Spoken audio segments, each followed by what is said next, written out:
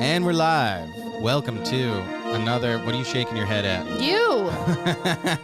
Do you guys see what I have to put up with? This podcasting is mostly an audible... shout out to Audible. Do you guys hear what I have to put up with? An oral medium, an audio medium. But anyway... You said oral. Yeah. Oral. A-U-R-A-L. Referring to audio. Like audible? Yes, yes. Anyway... We're live. Welcome to the Star Wars Rewatch Podcast. Your host, Luca. Why are you waving if it's mostly audible? Because there's a camera over there. Yeah, but it's not it's mostly audible. It's. I'm Sydney. Yes. Because Mike and AJ have lives. That's okay. They won't for much long, for whatever remains of the summer until... A couple weeks. Because we have Baby Johnson's baby shower in a couple of weeks. Also, Ahsoka's coming out. So, yes, we'll have them on as soon as we've got episodes of that. It comes out like on Wednesday or something. August 23rd or something like that. Like a Wednesday, yeah. But anyway, regardless, this is another special edition of the Star Wars Rewatch Podcast. We just watched, Sydney. Episode 9, The Rise of Skywalker. Yes, Rise of Skywalker. Is that right? Yeah, that's right. I don't understand why they're named so weird. Because I feel like episode 7 should have been Rise of Skywalker. Okay. And then this one should have been The Last Jedi. Sure. Because I feel like it's like, what band was that? It was like Fall Out Boy and Panic at the Disco, like early in the early 2000s. Their song titles, nothing to do with the songs. Mm-hmm. Like what is it? Panic at the Disco has a song, "Lying is the most fun a girl can have without taking off her clothes." It has nothing to do with the name of the song. What's the name of the song? "Lying is the most fun a girl can have without taking off her clothes." That's one of the lyrics in the song. No, that's the name of the song. It has nothing to do with girls being naked. Like I Write Sins Not Tragedies, nothing to do with that. We're going to have to pull up these lyrics and discuss on I'm just saying. a different podcast. And it's like, that's like George Lucas must be a fan of Fall Out Boy. So, in this similar vein, like the names, the Attack of the Clones and the Phantom Menace and whatnot, these all had to, it was referred, sorry, I got to use my right hand instead of my left because otherwise I block my beautiful face. They're all titles that are made to call back to like movies from the 1940s. That's why, like serials, like Flash Gordon and whatnot. Flash Gordon, we should do a rewatch of that. That's such a good movie. No, it isn't. Yes, it is. No, it isn't. So good. They farted. I mean, they shat that movie out. Good. But Reb Tevia's in that movie. In order to use AJ's favorite word, shat, instead of shit. I don't know why he thinks, oh, I'm English. Because it's the it's the past tense. But they have Reb Tevia from Fiddler on the Roof. That guy, he's in Flash Gordon. Mm-hmm. Yeah, that is purely why why that movie is awesome. Sure. And the scene where he like puts his hand in the hole and he gets. Oh my god. We need to watch it. Well, back to Star Wars, because. You know why Flash Gordon, you know why they even made that Flash Gordon movie? It was a spoof. No. Oh. If anything, Star Wars was the spoof. That's the movie George Lucas wanted to make. Flash Gordon was pre-Star Wars? It came out in the 40s. No, it didn't. Yes, it did. It did not. It 100% I'm Googling did. this right now. Okay. Place your bets on whether she's right or not, or whether I'm right or not. Vote in the comments. Thumbs up if Luca's right. Thumbs down if Sydney's right. But anyway, here's the real life lore of that. I'm sorry. What do I get if I win? So there is a... December 5th, 1980. Okay, yeah, that's the Flash Gordon movie. Look up Flash Gordon in general. It's a serial. Oh, I didn't know it was a series. I thought it was just a movie. Okay. Well, it's a... George Lucas originally wanted to make a Flash Gordon movie. That was his, goal with Star Wars. Okay, see, if I had known that there was a series, I wouldn't have been so confident. I thought it was just a movie. Thumbs up, folks, for me winning that bet. No, I won about the movie because you didn't tell me that there was a... They were serials. I didn't know that. The whole thing with the scrolling text in the beginning of Star Wars, that's all Flash Gordon. And then when Star Wars actually came out and made $1 billion, the people that own the rights to Flash Gordon are like, well, we got to make a movie now. Like, obviously this crap sells. I didn't know that there was a series. Yes. Yeah. I feel like I should have. Blast you. I feel like I should have known. Much to learn. You still have. Yeah, I watched Star Wars for you, but do you Hey, I'm the one with the master here, okay? Doesn't matter. Not It in Star does, Wars, yeah, you don't. It does. And I humbly say that there are people, compared to me, there are people that definitely have legions and, leaps Star and Wars bounds, knowledge. way more knowledge. Like people dedicate their entire lives to this That's like franchise. me and Sarah with Harry Potter and to Greek the Lord. mythology. No. We're fucking nerds. You guys are fucking fair weather fans. We're fucking of Harry nerds. Potter. Oh, you should get us started. No. But anyway, so we just watched Rise of Skywalker. So in reference to your, the titles, they're all throwback to, yeah, but movies, be throwbacks, but make sense to the film. To B movies from the 40s that, had to have these, epic sounding names just so that way people can I can understand dump that, their hard-earned cash. But make them make sense. They do make sense. They Attack don't of the make Clones. Okay, yeah, but Last Jedi and Rise of Skywalker, no, they should have been reversed. Okay. Like The Last Jedi should have been Rise of Skywalker. That's an interesting thought. I love how your hands on your hips, like, I'm asserting my point, okay? No, that was just comfortable. Still, you feel very passionately about I do. Which people do. People do feel very passionately about the movies. So why don't you give us a quick recap of The Force Awakens and Rise of The Last Jedi? Honestly, I don't remember The Force Awakens. All right. But Rise of Skywalker is we pick up with Rey doing her. That's not the first scene. No, it isn't. It starts off with Kylo is fighting off some dudes in a forest to pick up this prism thing, and I forget what it's called. I want to say Khal Drogo, but that's definitely not it. Khal Drogo. Yeah. Is that the right notebook? It's the right notebook. He gets this prism, and that it's like one of only two that were made to direct whoever's flying the ship to. That's definitely not the right notebook. It's the right notebook. Trust me. See right here where it says Rise of Skywalker? Mm-hmm. Likely story. But he flies to the... It's a Sith Wayfinder is what they call it. Yeah. Which it's a prism that's got a little like mapping bit in the middle. Doesn't it look more like a pyramid? Is that what you're trying to say? What did I say? Prism? Yeah, that. Prisms say the same thing. Pyramid, prism, whatever. I'm not a geographer, okay? I'm not a mathematician. And he goes to the lost world of the Sith, and there he essentially finds, spoiler, General Palpatine still alive and kicking. General Palpatine. Yes. Okay. Yeah, General heart palpitation. Okay.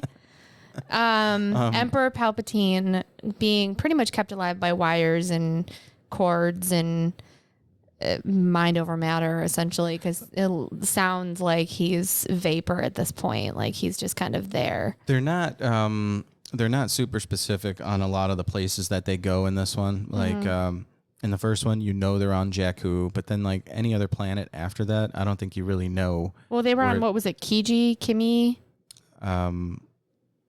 I don't remember. The one where we saw Kerry Russell's character, that place. Yeah, they blow that one up. Kimchi. It was kimchi. Yeah. I'm totally offending all the Star Wars people out there, and I'm sorry. Mm-hmm. But yeah, they don't really.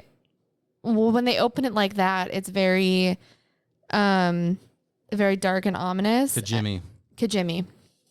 It's very dark and ominous, and like the sounds like Kejim, which was this one planet that Kyle Katarn and Jan Orrs find an Imperial base on, or are ordered to go scope out an Imperial base and check it out. But anyway, that's for the video games. Oh, right here. And then I'm sorry, in this one right here, Jedi Outcast. You go to Kylo Kejim. Ren is pretty much like, yo, dude, I'm not gonna do what you say. Like, I'm the supreme leader now. And so Palpatine is like, I trained Snoke, so like, I'm the almighty teacher here. Oh, he trained Snoke. Okay. That's what he said. He doesn't say that, but anyway, whatever. You start with I'm paraphrasing. The movie starts with Kylo Ren just slicing up people, and somehow start with the opening scroll. How about that? You hear the voice of what we thought was deceased Emperor Palpatine, broadcast across galaxy wide, saying that he's alive. So upon hearing this, Kylo Ren's like, Supreme Leader Kylo Ren decides he's got to do something about it.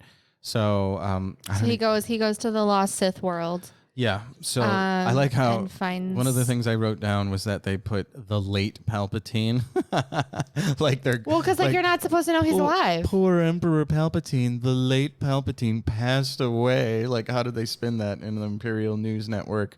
That their leader is dead, along with their leader's right-hand man, Darth Vader. But anyway, it's a cool shot of a slow-mo shot of Kylo Ren just going berserk on dudes. Uh-huh. And I wrote down that he picked up a navigation holocron, which takes him to Exegol. And that's the Sith world. That's the little prism. Yeah. Triangle. That's the Sith world. Is rhombus. Whatever. Dodecahedron. And then after that, he picks that up, and it's a navigation device. For whatever reason, it's just lying out in the open. It wasn't in a crate. Yeah, it was. No, it wasn't, because he had to go in a dirt pile and then push it up, push a lid off of it, so it was hidden. Well, yeah, but he was in a forest, so it was just laying there. There were dudes protecting it for some reason. How he found it, we don't know. I think there might be some lore about this in the comic books, because when I was doing some research on the previous episode, there's comic books of Kylo Ren, because of course, why wouldn't there be? Attack it from all sides, Disney. And then after he we picks see that up, him, and we learn about the planet Exegol, and he's using the prism, not holocron, the Sith Wayfinder, which I don't think they say what it is until way later. No, not until the other guys are looking for it. He uses that to fly to Exegol, and you find, of course, it's a completely dark planet with lightning flashing all over the place. Of course. And he finds a building that looks like an inverted pyramid, and it's hollow in the base, so you could just walk underneath it, which I don't think I'd want to walk underneath that. No matter I wouldn't how either. I'd be like, built. my luck at the thing crumble and fall on top of me. But for those of us that are loyal listeners and fans of the Jedi Fallen Order series, or that have even seen Obi-Wan, when you see Fortress Inquisitorius, it looks like just a really tall, narrow pyramid or whatever. This looked like an inverted, gigantic Fortress Inquisitorius, because it was narrow at the base and then it widened out into this bigger inverted pyramid. And then, of course, there was nothing underneath, so you don't know how it's floating up. But yeah, and then he takes magic, whatever it was. But they do say that Exegol is the OG, the origin of Sith. They say it's a Sith homeworld or something like that, which again is not true. It is for the movie. Sure, for the movie, but now it kind of makes me wonder, because this is all shit that they have taken out of the books, the comics, the video games, everywhere. Like Jeddah, the planet where you've got the giant statues of Jedi carved out, where the Kyber crystals come from. I guess you could say that's a planet from, again, the Dark Forces series. Oh gosh, I had the name of it on the tip of my tongue, but you find this planet and you go to the Valley of the Jedi, which again, Valley of Valley of Kings from Egypt. It's just a Jedi burial ground. So I guess you could say that I don't know if Jedi were buried on Jeddah, but it's important. Didn't they all just kind of disintegrate like Leia did? Right. So yeah, it's then why would they bury her? They're just going to bury their clothes and their lightsabers? Kind of makes you wonder, why did they burn or cremate Qui-Gon Jinn at the end of episode 1? Why didn't he absorb into a ceremonial. Force ghost? I guess, but whatever. There's Maybe some really it's evolved. Way to point out another inconsistency in the lore. But either way, so he shows up there at that Exegol planet.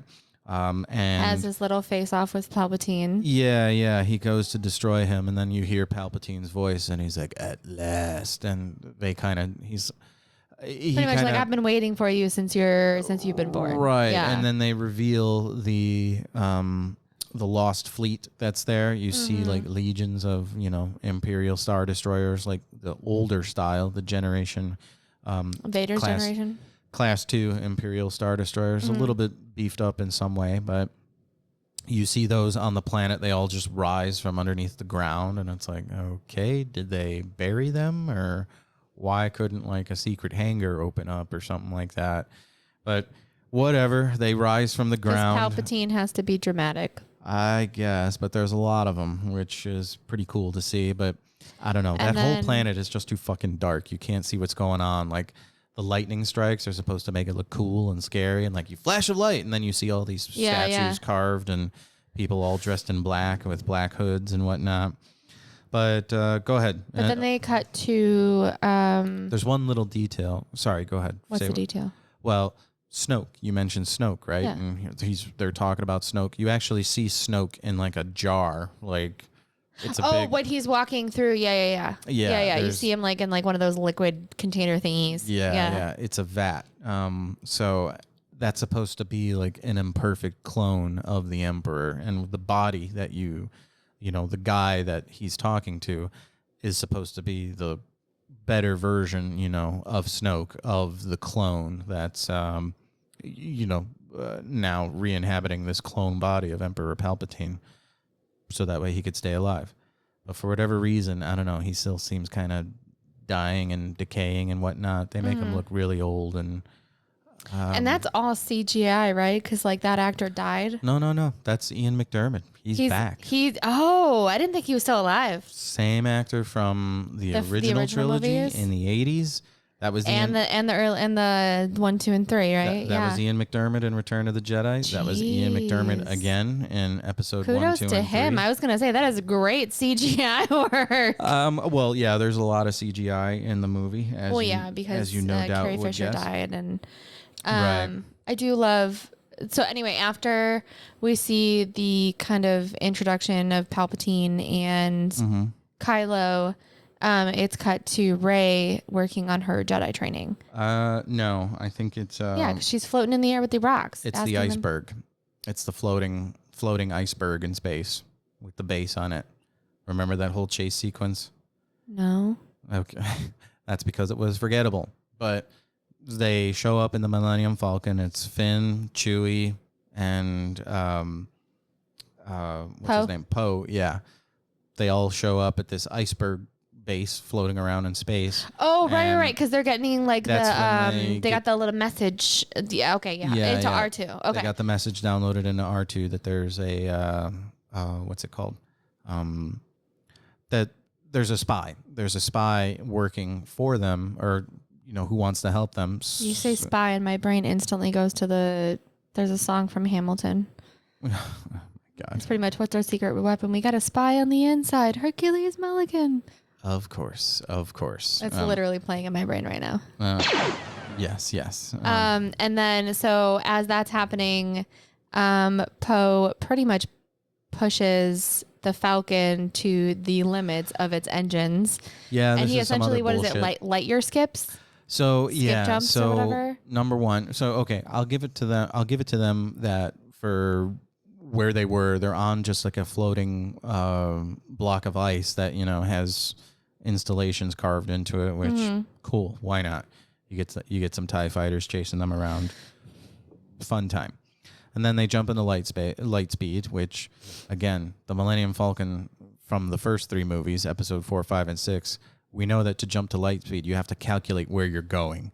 But in this, he's just like, nope. He's just like, bloop, let's do it. Pulling on the throttle, just throttle up, throttle down, throttle up, throttle down, and bam, I go to light speed. Poor Chewie's probably like, Jesus, fuck, man. Yeah, well, not only that, but he's like, did you? And then Finn even calls it out. He's like, did you just jump to light speed? And they do, and for whatever reason, well, I guess I shouldn't say for whatever reason, because in the last movie, The Last Jedi, the rebel or the resistance, not the Rebel Alliance, the resistance tries to escape, and they're followed by the Star Destroyers. Every time you see that happening, though. Every time they jump to hyperspace, they follow them. So this time, the TIE fighters are following them, and also the TIE fighters have hyperdrives on them, which I guess is a cool innovation. They can fit 2 people now instead of 1, and they've got ion cannons and they've got regular blasters, and now they have hyperdrives, which even back in the old days, some TIE fighters did have, but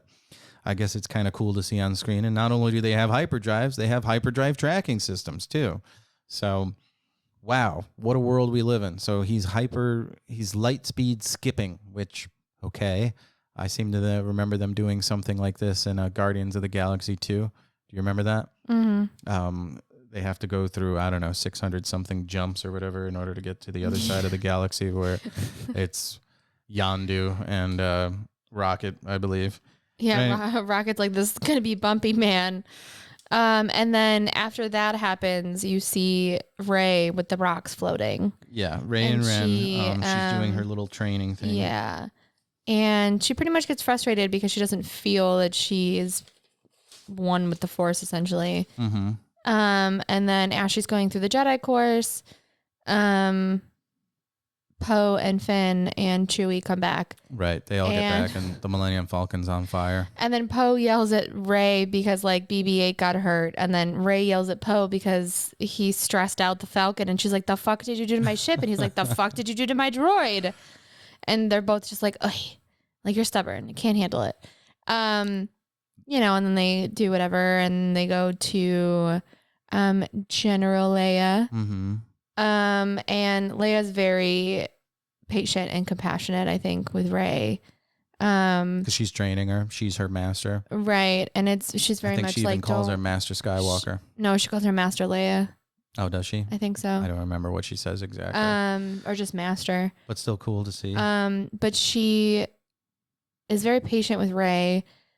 I think essentially telling her, like, don't be afraid of who you are, because, like, obviously we find out later that Leia knew who she was. Mm-hmm. And don't be afraid to, like, embrace that part of yourself. And don't underestimate a droid. Sure. Which is very cute, because she's like, I'm sure from her past dealings with R2 that she's like, nah, dude, droids know what they're doing. Well, you see a lot of 3PO in this movie for sure. Well, he plays a big part. Yeah, very big part. But the gang is all reunited. You've got Chewie. We're less Han, of course. Well, this is 2 movies without Han now. But and one without Luke. Well, most of one without Luke. Yeah, you could say. But they get their call to adventure, of course, because they're like, okay, well, and there's the very, very famous line.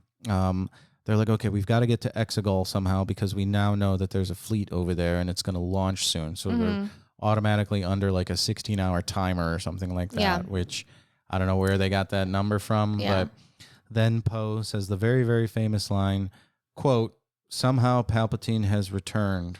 End quote. I don't know if that's maybe that's the direct line, but wow. That's all I could say. And I think this line or this plot hole, whatever you want to call it, was so poorly received by the fan base that they're now like trying to correct it in like the TV shows that have come out since. Really? Like Andor, Mandalorian, like. Well, I think they kind of like in defense of whoever actually made this movie. I don't know if it was George Lucas or not, but it's not George Lucas. He sold it. In their defense, they kind of explain how he's still alive when we get to the end of the movie. Okay. Because like when he is like trying to kill, when he gets Rey in his sights, and he's like, I never wanted you dead. I wanted you here. Because like when I die, like our souls will merge and I'll just continue to live on. Right. So if you think about it that way, when he died, Snoke was the next one, because obviously Vader died in like almost immediately afterwards. Yeah. So if you think about it, his Jedi soul or a Sith soul or whatever went into Snoke, and then that's how he's been alive-ish. Right. And then Snoke died, and then we got Palpatine back. So he just happened to pick that body. So I think that kind of explains it. It's probably terrible at explaining it. It's terrible, but and it's horseshit. It does sort of explain it, I think. Like, it's really tough because there's a whole series of comics that deal with Luke and the rebels trying to kill the clone emperor and his so the clone survives, or the clone or Palpatine's spirit or whatever you want to call it, or force entity, finds its way to its backup clone, which had been there the whole time. And because this is going back to the rule of two and the books in the Darth Bane series and whatnot. Well, if there has to be a rule of two, like not like two, like one Jedi, one Sith, it's got to be two and two. What, or one Sith. A master. So the line is from the first movie, The Phantom Menace, where Yoda's like, always two there are. A master and an apprentice. A master and apprentice. And then no more, no less. And then Mace Windu, Sam Jackson's character, is like, but which was destroyed, the master or the apprentice? And it's like, well, that's obvious. And then they pan out, and then there's Palpatine's face right there staring at the, dead Qui-Gon Jinn right next to the Jedi. Yeah. But that whole concept, so again, it was a throwaway line, launched a book series, a merchandise series, like this character, like, so you create that line, and they're like, okay, yeah, that is interesting. What are we going to do? They create the Darth Bane series, and the Darth Bane series, the first book is that Palpatine's master? No, Darth Bane is a Sith Lord that it takes place about 1,000 years before like the Battle of Yavin. So like before Episode 4, wind the clock back 1,000 years. Okay. There's a war between the Sith and the Jedi, and their respective forces fighting and whatnot. And Darth Bane is the one, Sith who he's trained as a Sith on the planet Korriban, the original homeworld of the Sith. Okay. And I don't know, we could go. All right, let's get back to the movie. But anyway, that whole thing of by the end of the trilogy, which spoiler alert for the trilogy of the Darth Bane series, like Darth Bane fights his apprentice, and the whole time they're trying to find a way that they can continue this rule of two, because he trains his apprentice and whatnot, and he knows he's going to die. So then him and his apprentice duel, and she's kind of like a Sith sorceress. She learns all these like magic spells and whatnot, but he finds a way to, use his spirit to what's it called? Inhabit. Yeah, sorry. I was like, is it inherit? No, it's inhabit her body, because he had like this twitch in his hand, and thus it continues. So then, like, why would you need a fucking clone if you already have the magical ability of doing that? Like, if your force entity can survive outside of your body, as we wanted him to be. I guess not, but I guess they're trying to make it easier, because they're like, oh, well, now that the technology for cloning exists, I can now we can just use it. I could just clone myself, and that's not going to have a spirit because it's just a clone. So I could use the force like a backup. Or like the midichlorians. What if you just withdraw? Don't get me started on midichlorians. Take a blood sample and then inject yourself with your own midichlorians. Does that count? Does that? I don't know. Do Sith have midichlorians too? Yeah, of course. They're everywhere. Okay. Let's get back to the movie. Okay, so then they find out somehow Palpatine's alive, and so Rey is like going through the old Jedi journals, and she tells Leia, she's like, Luke like found something that could help, but we need to get this. He was trying to find the planet Exegol, they say. And somehow he knows about the Sith. Somehow Luke knew about the Sith Wayfinder, and they were trying to find it. And he just like lost it on this desert planet with, what was it, General Ashu? Who's the guy whose ship who took what's her name's parents? Oh, I have no idea. They say that he's like a Sith assassin or something like that. They go into the plant like where Luke lost like his trail, like trail went cold. And so they go and they're on that planet, and it's in the middle of some celebration, which is kind of cool. Yeah. It kind of reminds me of, I'm going to mispronounce this, Holi for like the Muslim religion, where it's like a lot of like colored dust and fancy outfits. You've never seen it? Okay, never mind. They do that in India. It's there's something like that in India. It's a color festival. Anyway, it kind of reminds me of that. I've seen pictures and stuff. Pigment at people. And it was very cute to see like all the little kids, and laughing, having a good time. Then of course the bad guys come, and they're like, dude, we got tracked. So well, no, they don't get tracked. It's Kylo Ren. Kylo, that's right. He like steals her necklace. Right. So and they like analyze it. It first happens where, she's on the planet, which again, they don't say what planet. They're on some jungle planet and she's doing the training, and then like he's touching Darth Vader's helmet, the melted one, and he's like, he's supposed to be reaching out with the Force trying to find her, and he can, because in the last movie he could see where she is. So but now it's more of like he can see her, but he can't see where she is. A little bit of both. She can or cannot control it. We're not exactly sure how. It kind of, the way that they were going in this movie, it looks like she can see into his mind and he can kind of see where she is. Yeah, so he's making her stumble while she's training. Yeah, and that's how BB-8 got hurt. So yeah, he's doing it again this time because he's trying to find her. And then after she gets greeted by one of the locals, they give her like a necklace, and then the meeting of her and Kylo happen, and he grabs her necklace, right, gets it analyzed, and they're like, boom, we found her, or like on this planet, and she's like, no, dude, we gotta go, he's gonna find us. Right. So then this like local, it looks like that's when they alert the local garrison. They're like, hey, she's here, find her. Yeah. And Imperial troops happen and then to show like up. Another ship comes by, and you see this guy in a helmet, and he's like, dudes, get in, I'll help you, like Yes. And then, they fight off the bad guys. And then my favorite part of the movie, I think, is that like they're like, oh, are you okay? And he's like, oh yeah. And he like takes off his helmet, and it's Lando. Yes. I was so excited. You guys, you should have been here to see it, because she just shouts out, Lando. I was so excited. And of course, Chewie was excited too. Did you seriously write? I wrote it down too. Sydney explained. Sydney exclaimed. I'm like, Lando, exclaimed by Sydney. So excited for Lando. And then, Rey and Lando kind of have a moment, and he's like, tell Leia I said hi. And she's like, give tell my yourself. Love to Princess Leia.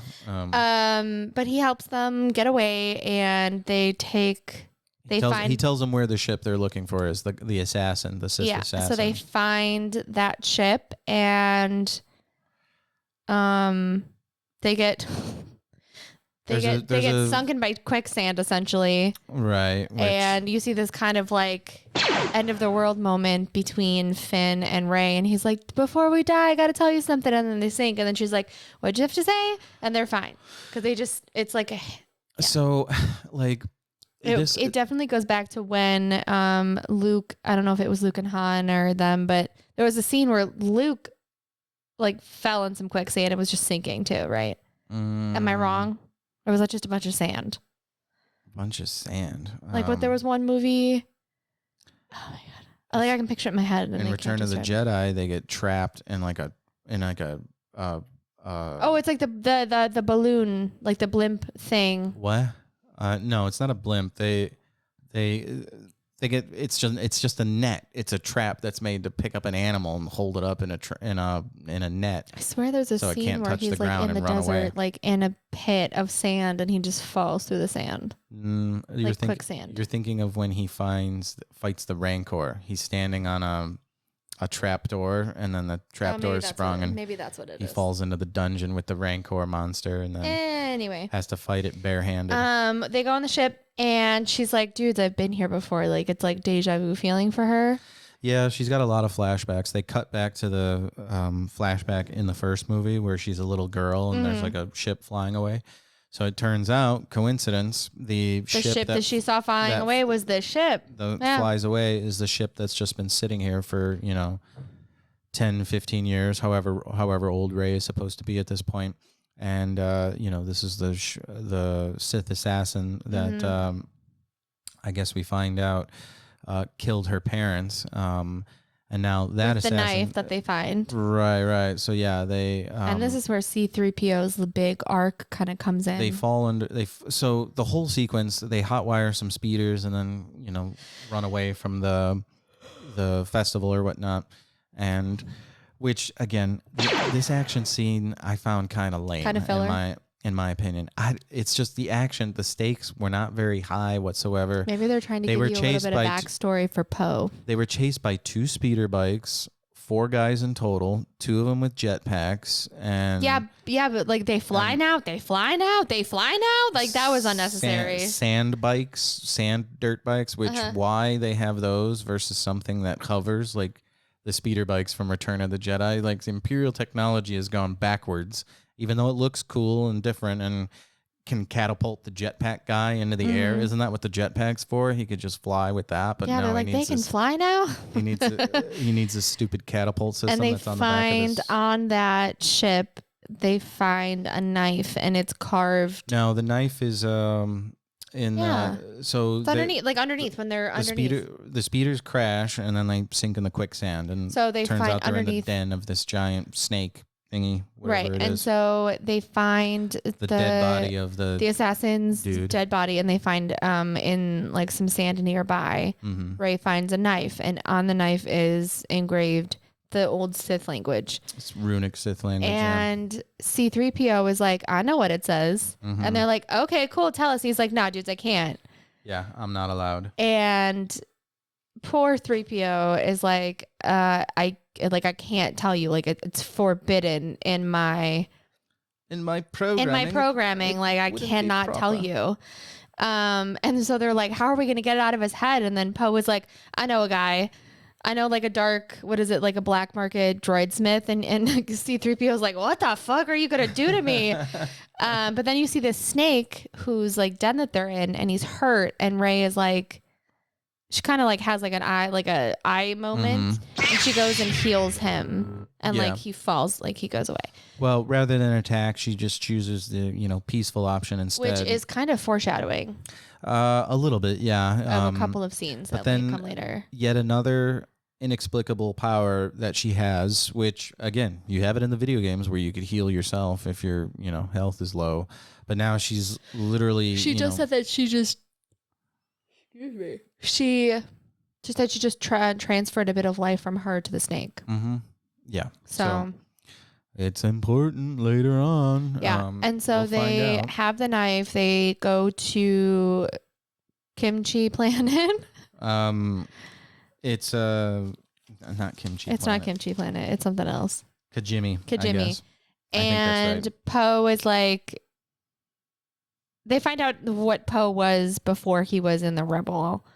Before he was a rebel, and he was a spice runner. They're like, you were a spice runner, and he's like, you were a stormtrooper. I was like, we could do this all night. Before that, you get kind of a fake out, because then the Knights of Ren show up, and why they don't immediately just attack everybody on the ship, like seal it shut, throw a thermal detonator, or throw a couple thermal detonators inside there, and that wouldn't make a good movie. Close the on ramp and blow up everybody inside. Because the villain needs a good redemption arc. Rey isn't there; she kind of wanders off, and then Kylo Ren shows up, and she does a cool move where she jumps over his cuts off his TIE fighter, cuts the wing of the TIE fighter off. He crashes. Right, because Chewie goes off to find them. Chewie, they tell, or I think Finn tells Chewie. He's like, hey, tell her, go get her, because we have to go. And he has the knife with him, and he gets caught. And then without making a sound, Chewie gets captured and thrown onto an Imperial transport. The other Imperial troops don't make a sound either. I guess, I don't know how far away this fucking ship is that they're on the little, I don't know. And the little mesa that they're on, but for whatever reason, they can't get to it. So then when she does the cool move of she Jedi flips and cuts off one of the, wings of his Kylo fighter, Ren comes approaching. Out, and she sees the transporter, and she uses her Jedi powers to pretty much get it to come back. She's trying to pull it towards her. And she does a pretty good job, I think. And then Kylo, obviously uses his magic powers and the Force pulls it, whatever. Pulls it. It's not clear whether one of them's pulling it and the other one's pushing it or whatnot. Well, I mean, essentially he's pushing her to the limit, and then electricity and like those thunderbolts sprout from her hands, and it explodes. And then you find out. You think that she killed Chewie by mistake, right? And she's like, I killed my friend, and she's like, we have to go back. Like, I have to go. I can't go back for my friend. So they get out of there somehow on a ship that's been sitting there for 15 a bajillion years, right? Still they hotwire fully functional and fueled up. And then they go to Kajimi. And they meet one of Poe's past seemingly relationships. And she's like, dude, I could kill you right now. And he's Zori. like, please don't. Played by the lovely Kerry Russell, who we only see the eyes of, unfortunately. Yeah. She's got a cool costume, though. It seems kind of like retro-futuristic. Yeah, so he's on a planet, and she's like... basically a skin-tight bodysuit with like... some metal armor. You know what she looks like? She looks like a Power Ranger. That's what I was clocking. She does. And... she's the Violet Ranger. I forgot where I was going with this. Not a fan. But no, definitely a fan. They're discussing their past. And then they're like, my favorite like exchange between all of them. And then she's like, you haven't told them what you did. And he's like, I was a spice runner. Mm-hmm. And then Finn is like, you were a spice runner. And Poe was like, you were a stormtrooper. I could do this all night. I just love the little comedic bits between them. It's like, who's on first? What's on second? You're one of the few people that really appreciated the dialogue or the comedic bits. I just think it's funny. All the bickering in the beginning when they get back to the plant, to the it's like resistance like base. their family, like they're arguing like their family, like their brother and sister. It just doesn't sound like a Star Wars movie. Like Star Wars characters, Han, Leia, Luke. Han and Leia they didn't like talk to each other like that. Yeah, they did. They were very much stubborn. Yeah, exactly. Like if it didn't take place in space, you know, Han would be talking to Leia like, "What's the broad doing here? What do we need her?" Pretty much. We got some hot merchandise over here. That's what it would sound like. So to translate that to space, you know. But I think it's very much like the dynamic and the conversation between the three of them, Poe, Finn, and Rey, is very much like siblings interacting. Like they don't love each other, or they don't like each other, but they love each other, and they're just giving each other shit. Sure. Which I think is cute because like most of my siblings and I not cute at all. I think it's cute. Not charming. I think it's cute. Not good. So essentially, dialogue. they find the dark what is it? The dark alley droidsmith or whatever. Mm-hmm. Back alley, the blow, whatever. And he's this little dude. What is his name? Drag? Something Frick. Dragon Frick. I don't know, but he's adorable. So cute. They're the same race of alien mechanics that are is supposed on Mandalore. In Mandalorian. On Navarro. That in the most recent season. With Amy Sedaris. Din Djarin is trying to use to repair IG-11. And so he goes to work broken. Buy a new one. Get inside C-3PO's brain and to he's like I found it. Yeah. So they know. So okay, the dagger's gone and Chewie's got it. And so they go to this thing to get him to. C-3PO's like, oh, don't worry. He's like, I've still got it in my memory. I'm not going to tell you, like, but I it's can't here. Tell you what it says, but I got it because it violates my programming. So they go and they fuck. Put him in super user mode, like sudo control alt delete, fucking reboot him. But whatever essentially, you that's what they do is they make him say it out loud, and then he factory resets, and he's like, "Hi, I'm C-3PO. What's your name? Oh, this is my friend." And then he keeps coming, and like. They eventually like have to run leaving. And so the planet Poe is like, run, like get your stupid metal ass going. And he's like, I just met you. How could you talk to me like that? So like, that's funny. I like that. The what's it called? Zuri's like, hey, I got this officer token, which will get me off this planet. Yeah. And then for whatever reason, she gives it to Poe. It's her one way off the planet because she doesn't have access to a ship. But then all of a sudden, she just gives it to Poe, and she's like, yeah, this will get you out of here. But one of the more important things that she says is that the what is it? The Imperial forces, like they want you to they want you to feel like you're alone and you're not alone. And that's the biggest power that they have over you. And she's like, no, I'm not alone. And he's like, okay, cool. And he's like, can I kiss you? And she's like, yeah, no. Leave it to Poe to try and charm his way. You can see there's a little spice between them from back in the day. So they get off of that. They get off at Kijimi, and they use the ship and the Imperial token to sneak aboard the Star Destroyer that's floating above the settlement. Right. Which, how this Star Destroyer? Well, okay. It was the captain's token. It was just like they use that as identification and get on there. And of course, only two in the hangar show up to find out what they're doing. They shoot them. They don't even bother to hide the bodies. Nope. Which we find out like later because then that other evil general. That's their General Pride or whatever. The redhead? No, that's General Hux. Oh, okay. Which I don't know. We hear that name again in General Mandalorian. Pride is from Spice World. Sure he is. You're looking at me like I know that. Yeah, I agree, Chewie. But anyway, they have their little battle and they find their way onto the ship and then they kind of split up again. Poe and Finn go look for Chewie, which Rey senses that Chewie's alive when she's on the planet. And they're like, oh, thank God, which was, again, another bullshit fake out for whatever reason. Why would they kill all the OGs? You got to keep at least Chewie alive. He's 1,000,000 years old, okay? 250 by now, you would think. He's got definitely long in the tooth, and he does have long teeth. Long in the hair. Yes, the walking carpet. He looks good, though. He doesn't have any gray hair. Anyway, we're going to have to wrap up soon because my battery's at 10%. Okay, on this so, laptop.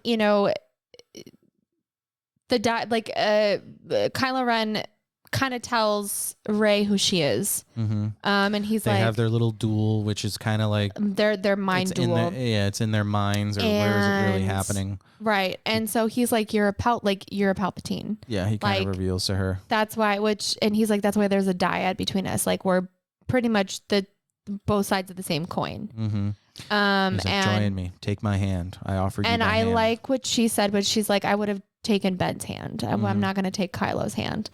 Well, that happens later, but so bottom line, they get the dagger and they go to the Death Star, even though they didn't need it, because I don't even know. I can't even tell you what C-3PO said that was important or not. Because his eyes glow red, which it was obviously the coordinators, means like the coordination. Oh, okay. The coordinates. You're right. He told and then she took the knife because eventually she then they still need the dagger for some reason. Because like the little curvy bit on the handle, and then when you take it, it like legit points to where it is. But they find another planet where there's another stormtroopers that pretty much rebelled, and Finn is like, "Nah, dude, you're my people. Like I can't." No.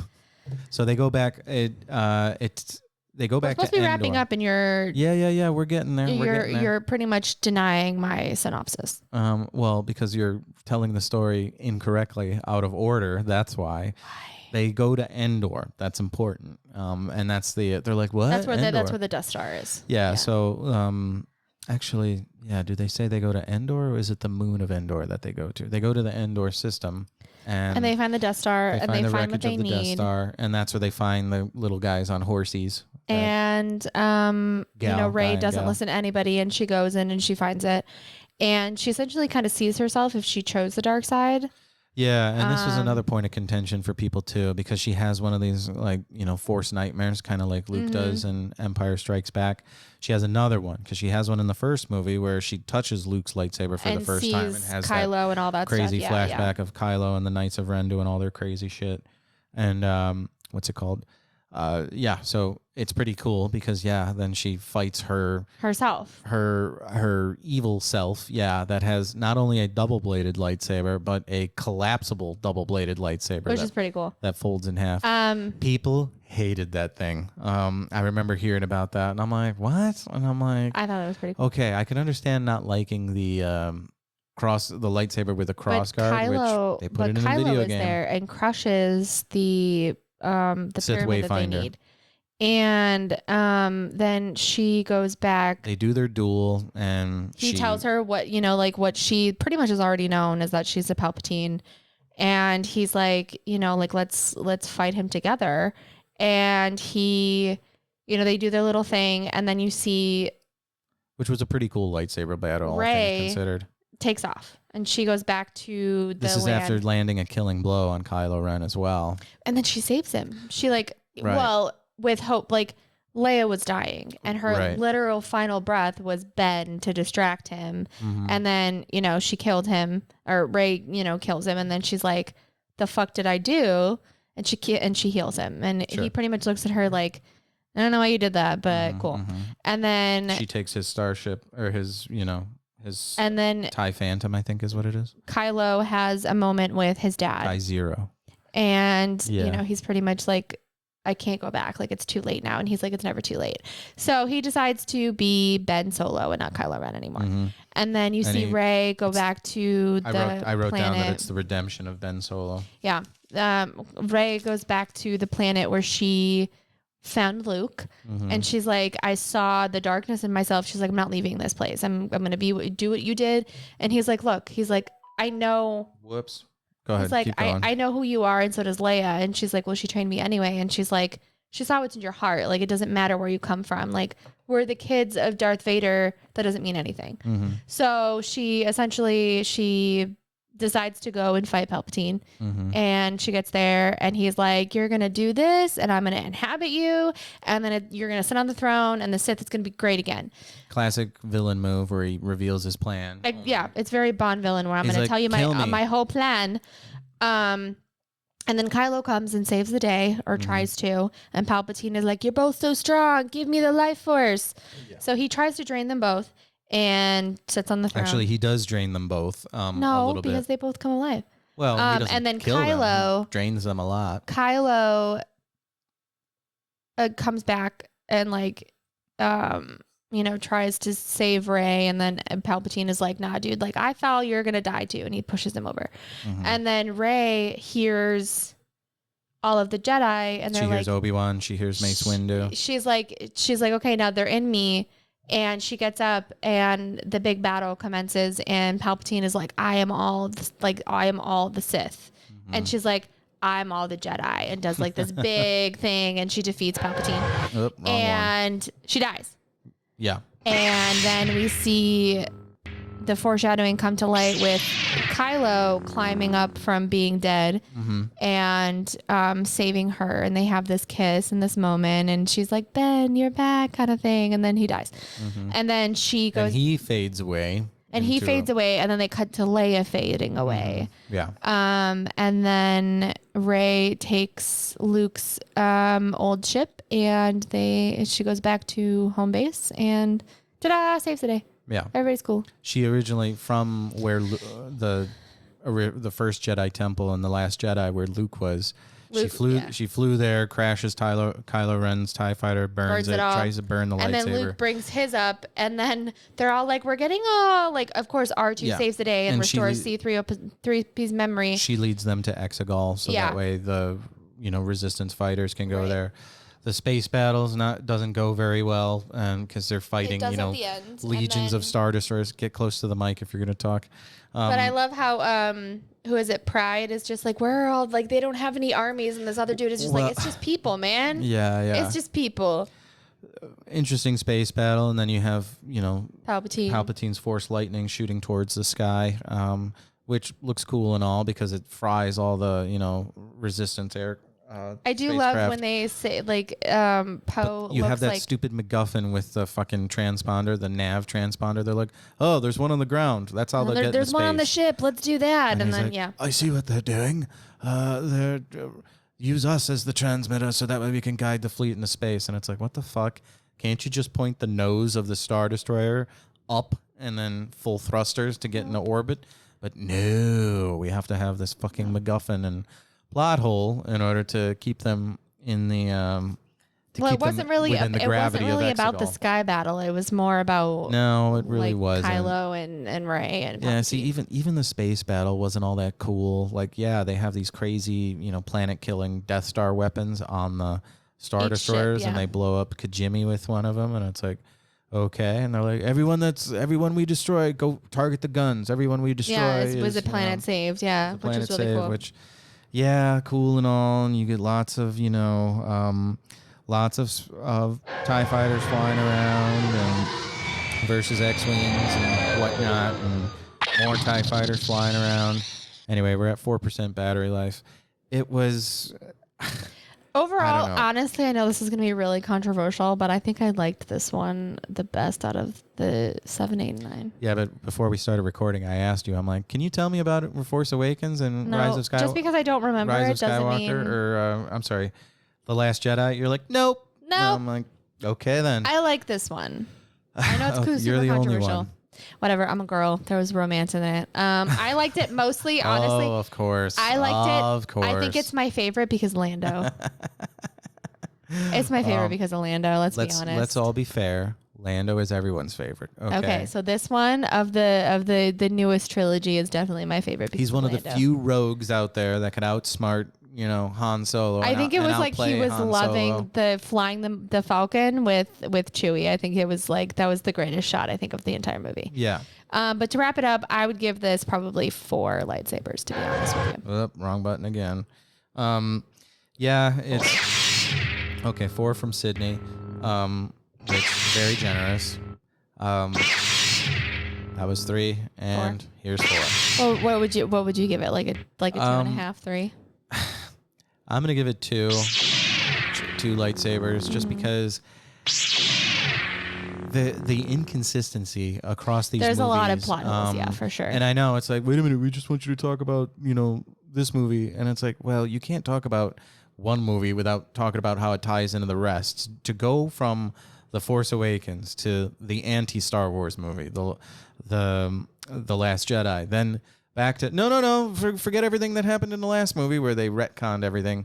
There's no clear vision on what's going on. You should write a strongly worded letter to Lucasfilm. Hearing Kathleen Kennedy talk about it, and she's like, well, we had to bring in Emperor Palpatine because he was the primary antagonist in the first movie. Yeah, so of and course honestly, he's got to be the who would procreate with primary Palpatine? Antagonist in the last movie. Yeah, the fact that the big reveal in this one is that Rey is, Emperor Palpatine's granddaughter, and who would Kylo procreate with Palpatine? That's all I want to know. Darth Vader's granddaughter or grandson and whatnot. And it's like, ooh, why not bring them together? All right. Well, due to technical difficulties on the horizon, let's wrap this up. Yes, we're running out of time here. But anyway, yeah, that's been our very, very brief, very half-assed review or rewatch episode of the Star Wars Rewatch podcast. And once again, I am the C team when the A and B team are not present. Yeah, exactly. I'm your host, Luca. Make sure you tweet at us at SWRewatchPod on, it's not Twitter anymore, or X or whatever. I don't know. When I need to search for something on Twitter, I still do the subject plus Twitter, and then it brings me to X, you know what? Or whatever.